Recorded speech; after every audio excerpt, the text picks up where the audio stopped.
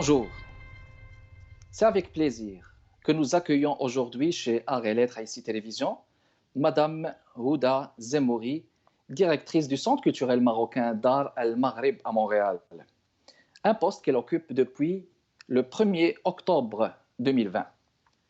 Madame Zemouri a entamé sa carrière professionnelle en 2007 au sein du ministère des Affaires étrangères, en tant que chargée des relations Maroc-États-Unis et Maroc-Canada à la direction des affaires américaines, avant d'occuper le poste de conseillère chargée des affaires politiques à l'ambassade du Royaume à Sofia, en Bulgarie. Puis chef de service des institutions spécialisées des Nations Unies à la direction de la coopération multilatérale des affaires économiques internationales. Madame Zemouri a été auparavant désignée conseillère économique à l'ambassade du Royaume du Maroc à Ottawa. Alors, Madame Zemouri, bonjour et bienvenue chez Art et Lettres. Bonjour, Monsieur Boulkeren. Tout d'abord, c'est un plaisir de vous accueillir. Oui, je vous en prie. Le plaisir est pour moi et je vous remercie de votre invitation. Je suis très ravie de participer avec vous à cette belle émission. On est honoré de vous recevoir chez Art et Lettres, ici Télévision, d'autant plus que vous êtes en poste depuis le 1er octobre 2020, nouvellement élue directrice du Centre culturel marocain Dar al-Maghrib à Montréal. C'est comme ça qu'on le dit, mesdames et messieurs, Dar al-Maghrib à Montréal.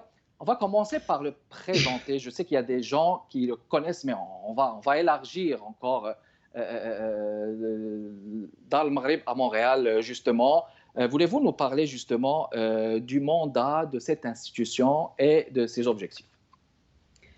Le Centre culturel marocain Dar al-Maghrib à Montréal, c'est son appellation officielle, qui est une institution publique marocaine à vocation culturelle, se veut avant tout un outil qui répond à la lettre adressée par Sa Majesté le roi Mohammed VI lors de la conférence des ambassadeurs en août 2013, qui invite la diplomatie marocaine à être à la fois globale, intégrée, dynamique et anticipative. Sa mise en place s'inscrit donc dans un programme global de création des centres culturels marocains à l'étranger, conformément aux autres directives de Sa Majesté, et sa volonté d'œuvrer sans cesse pour la consolidation des liens avec les Marocains résidant à l'étranger, à travers notamment une politique culturelle visant la promotion de la culture et des langues marocaines auprès des Marocains du monde, mais également du patrimoine civilisationnel et culturel du Maroc dans les pays d'accueil.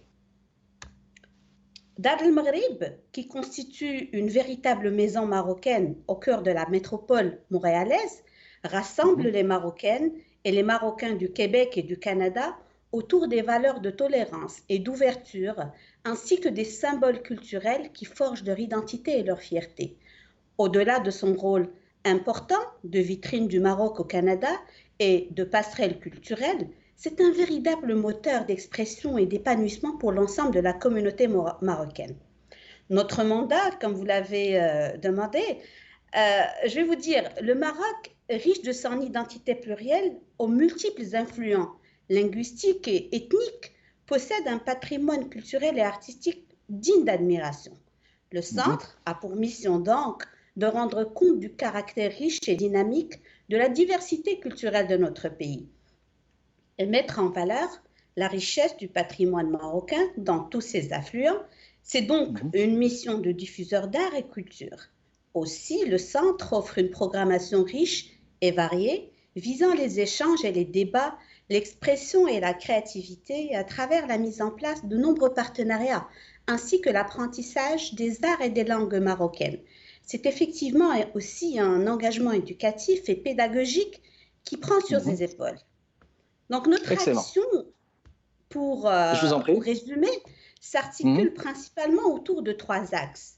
Contribuer à la diffusion et à la valorisation du patrimoine marocain dans toute sa diversité, œuvrer au renforcement de l'interculturalité et de la coexistence des différentes civilisations et cultures à travers l'interaction et le rapprochement entre elles, et contribuer à la préservation de l'identité nationale des Marocains résidant au Canada, notamment les jeunes, ainsi qu'au maintien et au développement des liens culturels avec leur pays d'origine.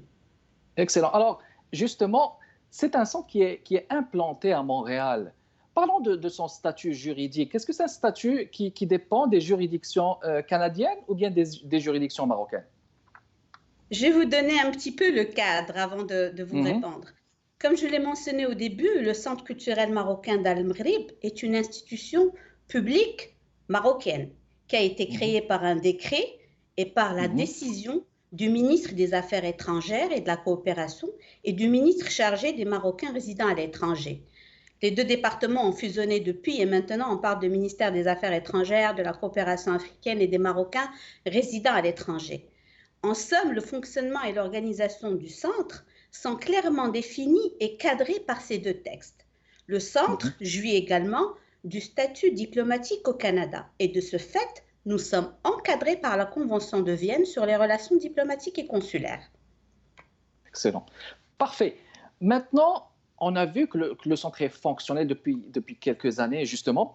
Euh, justement, l'apport communautaire et l'interculturel, on voit qu'il y a une ambivalence entre les deux. On va juste préciser ça, si vous permettez, Madame Zemouri. Quelle est finalement l'approche privilégiée en ce qui a trait à ces deux volets? Est-ce que Dar el-Maghrib, Centre culturel marocain, œuvre pour le communautaire, ou bien pour l'interculturel, ou bien pour les deux? Merci pour cette question, Monsieur Benkiren, car elle Je vous me en prie. permet de clarifier ce qui justement peut prêter à confusion ou être perçu comme une ambiguïté.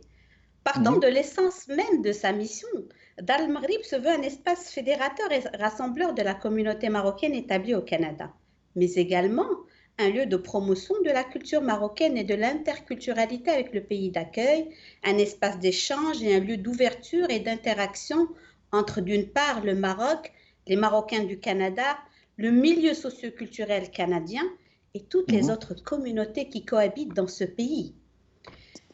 Ce n'est en aucun cas un centre communautaire, c'est un centre culturel, donc d'abord mhm. centré sur les arts dans toutes leurs D'accord. formes, mais comme je l'ai mentionné antérieurement, il a aussi comme mission de préserver l'identité nationale des Marocains. Ceci se fait Excellent. par exemple à travers les cours de langue arabe et de culture marocaine, les célébrations des fêtes nationales, les conférences abordant des thèmes relatifs à l'histoire et au patrimoine marocain. Mhm. Le centre, je le répète, est un centre ouvert à tous qui permet à tous les publics de découvrir ou d'approfondir leurs connaissances sur notre culture, nos arts, notre histoire et sur notre civilisation millénaire. Ainsi, en tant que Excellent. lieu de rencontre et d'échange, en découle justement cette mission visant le rapprochement et le dialogue interculturel. Donc, à mon sens, les deux aspects sont complémentaires et Ils se pas du tout complètent, d'accord? ambivalents. Tout à fait. Mhm. Très bien. Donc, ce sont deux aspects, quand vous venez de le mentionner, qui se complètent. On a vu qu'il y a déjà un volet communautaire si bien servi, un volet interculturel, mais dans le fond, la politique est de pouvoir joindre les deux volets en vue de pouvoir donc les compléter comme vision donc, culturelle de ce centre. Très bien, on va faire une pause publicitaire et on vous revient tout de suite, mesdames et messieurs. L'invité de ce jeudi, Madame Ouda Zemouri, directrice du Centre culturel marocain Dar el-Maghrib à Montréal. Restez avec nous.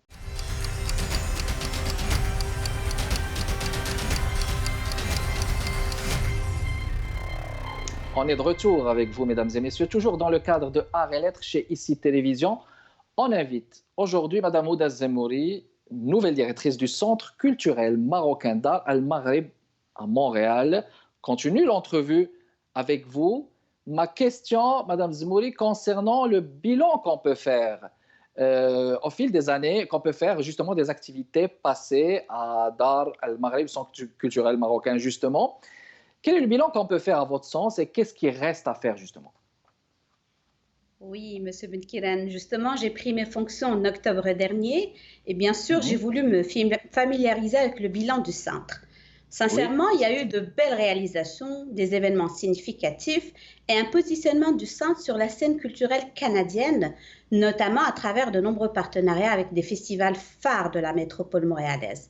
L'administration qui a précédé et à qui je rends hommage cherchait cette Mhm. visibilité et c'était une manière de positionner ce centre qui venait de naître. Je capitalise donc sur ce bilan et je pars sur du Mhm. positif.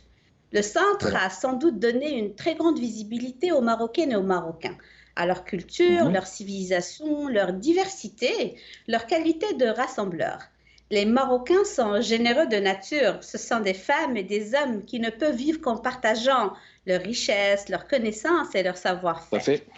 Je suis donc fière de contribuer à ce projet et de m'inscrire aussi dans la diffusion des arts et de la culture marocaine, de greffer à cette société d'accueil la contribution de nos artistes, de nos intellectuels et de faire éclore des œuvres multiples, métissées, humainement significatives et profondes. Célébrer la différence, casser tout ce qui peut stigmatiser l'autre, en bref, donner à voir et à comprendre notre monde pour inviter à l'ouverture, à la tolérance, à la paix et à l'amitié des peuples. Que reste-t-il à faire? Certainement beaucoup. C'est comme le peintre à la recherche de la beauté dans une œuvre. Quand il termine le tableau, il recommence le lendemain dans une nouvelle œuvre. C'est comme ça que je conçois ma mission. Toujours à la recherche de quelque chose de nouveau. Comme je vous l'ai dit, mes prédécesseurs ont abattu un travail immense et honorable.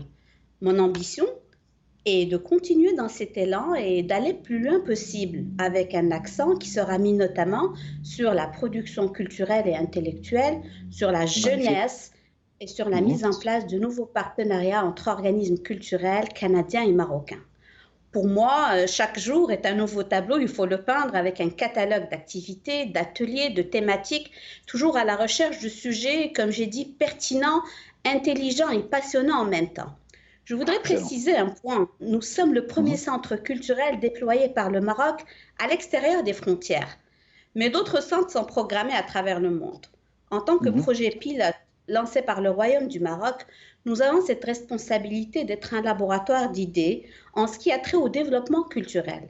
Pour moi, c'est une noble tâche de servir les arts et la culture marocaine et de contribuer à édifier un modèle de diplomatie culturelle. Une graine a été plantée par Sa Majesté. Nous sommes au tout début de quelque chose qui va inexorablement pousser, fleurir et donner des fruits. Toute exposition, toute conférence, tout spectacle, tout événement qui soit de qualité, c'est l'engrais qu'il faut pour que cet arbre pousse. Magnifique.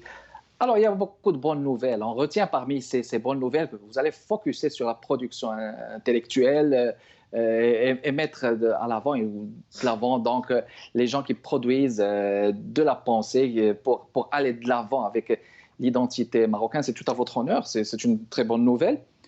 L'année 2021, depuis 2020-2021 maintenant, c'est une pandémie donc qui ravage tous les pays du monde, faut-il le dire. On espère une délivrance, une libération sans délai dans les prochains jours ou prochaines semaines, espérons-le. Oui. Et il y a eu des conséquences, Madame Zemouri. Quelles sont les conséquences directes ou indirectes que cette pandémie a eues justement sur le centre culturel marocain? Voulez-vous nous dire un mot à ce niveau? Oui, bien sûr. Mais écoutez, fin de la Covid ou fin d'une vague, c'est difficile à savoir maintenant. Oui, maintenant on parle en termes de vague aussi. Oui, tout à fait. L'année 2020 aura été une année de grands bouleversements pour le centre, notamment en raison des défis posés par la crise sanitaire et le confinement total des activités. Comme l'ensemble des organisations à travers le monde, le centre a été confronté à une situation sans précédent. Par contre, malgré ces situations difficiles, la Covid a également prouvé le besoin essentiel que représente la culture dans la vie des sociétés et des peuples. Mais en même temps, elle est considérée comme non essentielle. Ce sentiment est général, il est ressenti partout. Cette industrie est à bout de souffle. On ne cesse de reprogrammer des programmes qui sont déjà reprogrammés, de s'adapter sans cesse et de se réinventer. Et j'avoue que c'est un énorme défi à relever. C'est un constat, mais dans l'histoire de l'humanité, Monsieur Benkiran, ce sont les crises les plus difficiles qui ont poussé nos prédécesseurs à se recréer, à se remettre en question et à inventer de nouveau. Ainsi, on constate, tout à fait. Ainsi, on constate aujourd'hui qu'il se passe quelque chose du côté du numérique. Des plateformes qui accueillent des festivals, des conférences, des colloques. Et ceci va évoluer et deviendra, pour les jeunes générations, une norme avec un flux de choix et de possibilités infinies. L'accessibilité à la culture s'en retrouve gagnante. Les barrières tombent, même si cela ne devrait pas remplacer les arts vivants sur scène et le plaisir de rencontrer les artistes et les intellectuels dans des événements, d'échanger, de débattre. Mais les deux modes devront maintenant coexister et le centre compte bien développer pour assurer cette coexistence. Ce déploiement vers le numérique nous permettra de rejoindre certainement de nouveaux publics. Excellent. Donc, on retient un déploiement et une approche du numérique pour continuer à aller de l'avant avec les projets qui sont donc en cours, en maintenant aussi vos partenariats, justement, qui Exactement. étaient bien avant. Exactement. Très bien. Parfait. On fait une pause avec vous, mesdames et messieurs, et on revient dans les meilleurs délais. Restez avec nous.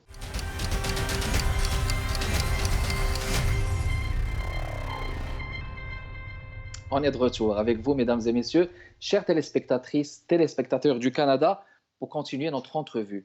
Une entrevue passionnante avec Madame Houda Zemouri qui nous parle du Centre culturel marocain d'Al Maghrib à Montréal. Alors, on parlait de cette approche numérique généralisée auprès de beaucoup d'institutions, mais on va détailler. Hein. Voulez-vous nous dire beaucoup plus sur ces conséquences, les conséquences de cette pandémie et les mesures plus entreprises concernant donc ces conséquences? Oui, Monsieur Benkiran, donc malgré l'incertitude et les bouleversements, le centre est resté connecté avec son public, notamment grâce à une offre numérique. Le centre a poursuivi certains cours et ateliers en ligne, a été un partenaire majeur du festival Orientalis qui s'est déroulé totalement en mode virtuel et a développé les infolettres sous le concept malgré le confinement afin d'alimenter ses abonnés avec un contenu pertinent et original. Cette situation a bien entendu eu des conséquences sur le centre, mais comme le démontrent les exemples ci-haut cités, elle offre aussi de nouvelles opportunités à saisir. Dans cette perspective, toute notre équipe travaille pour programmer et être en phase avec les nouvelles technologies et les possibilités qu'offrent les nouveaux médiums. Nous croyons que 2021 sera une année pour tester de nouvelles façons pour servir nos publics et en même temps, une année de défis que nous sommes motivés à relever.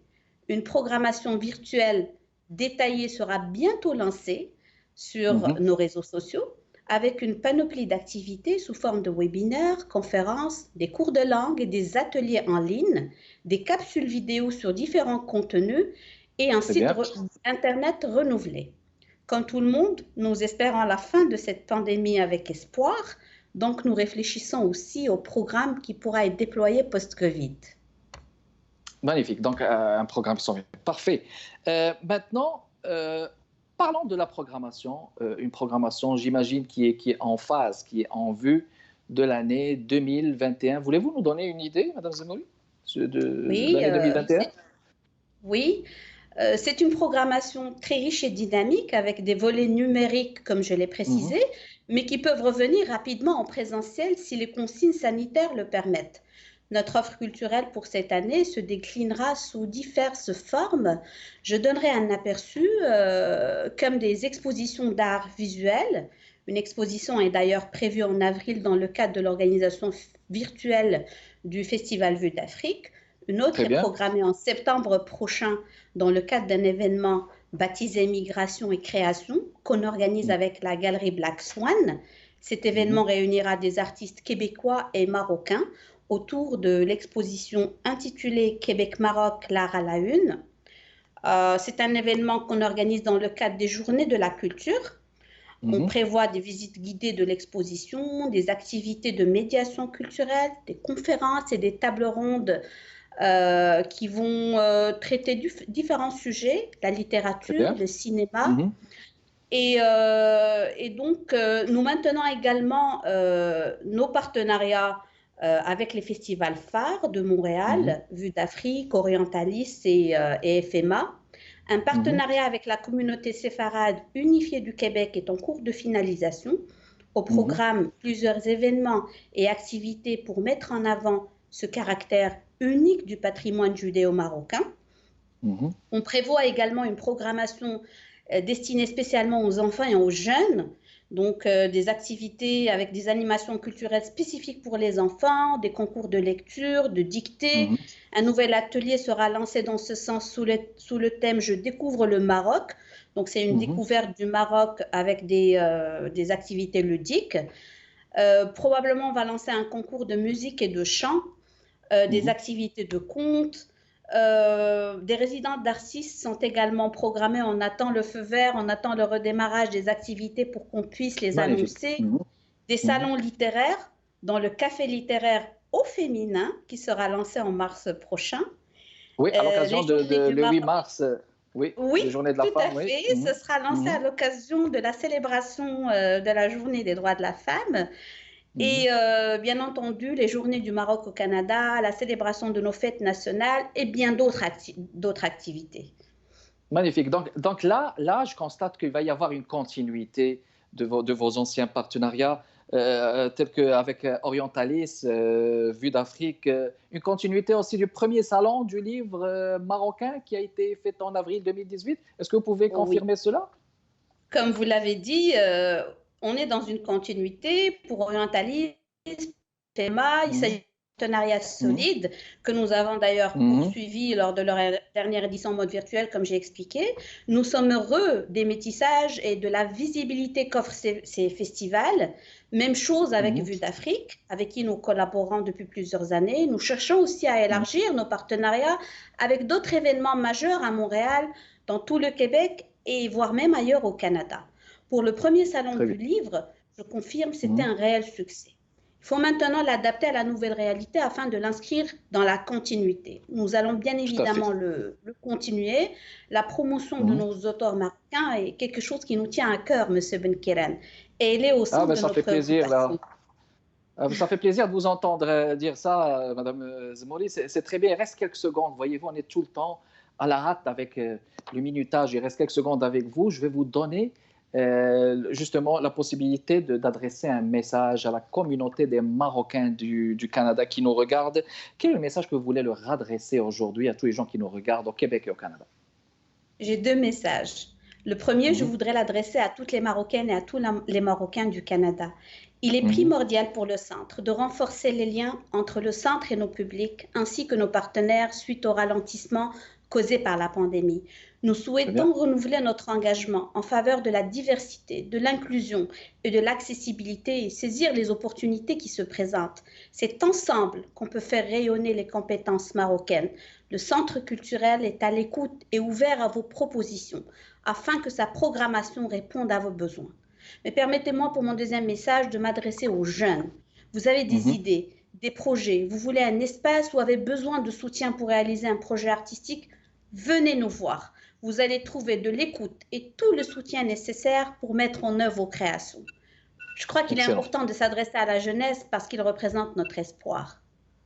Magnifique. C'est un message, c'est un magnifique message avec lequel vous finissez. Merci beaucoup d'avoir répondu à notre invitation. Madame Zemouri, je vous souhaite du succès dans votre tâche. Ça serait vraiment pas facile, mais je sais que vous allez relever ce défi avec brio. Merci encore une fois. Merci à vous, mesdames et messieurs, de votre continuelle fidélité. Kamal Benkiran avec vous. Portez-vous bien. À la prochaine.